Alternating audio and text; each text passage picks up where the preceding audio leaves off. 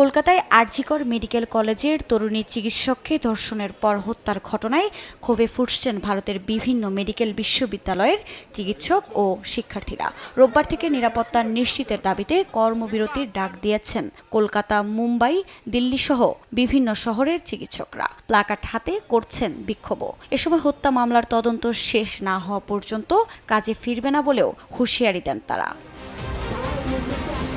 দিন যত যাচ্ছে পরিস্থিতি ততই উত্তপ্ত হয়ে উঠছে। প্রাথমিক ময়নাতদন্তের রিপোর্টে ভিকটিমের চোখ, মুখ ও শরীরের স্পর্শকাতর স্থানে আঘাতের চিহ্ন পাওয়া গেলেও দ্বিতীয়বারের মতো ময়নাতদন্তের জন্য হাসপাতালে নেওয়া হয়েছে।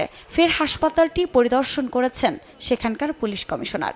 এছাড়া বিক্ষোভকারীদের সঙ্গে বৈঠকও করেন তিনি। এ সময় নিরপেক্ষ তদন্ত হচ্ছে বলে জানান পুলিশ কমিশনার। এছাড়া একজন বহিরাগতকে গ্রেফতার করা হলেও জিজ্ঞাসাবাদ করা হচ্ছে চিকিৎসকদেরও। রোববার নতুন করে আরও 3 চিকিৎসককে জিজ্ঞাসাবাদ করা হয়। এদিকে পরিস্থিতি সামাল দিতে কেন্দ্রীয় স্বাস্থ্যমন্ত্রী জেপি নাড্ডারকে হাসপাতাল পরিদর্শনের অনুরোধ করে চিঠি পাঠিয়েছেন বিজেপি সাংসদ সুকান্ত মজুমদার। গেল বৃহস্পতিবার রাতে আরজিকর মেডিকেল কলেজে এক তরুণী চিকিৎসকের মরদেহ পাওয়া যায়।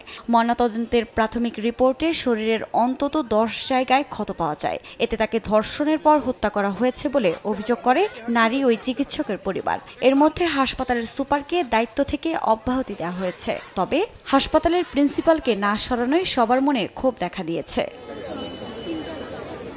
আফরিন মৌ, নিউজ ডেস্ক, দেশ টিভি।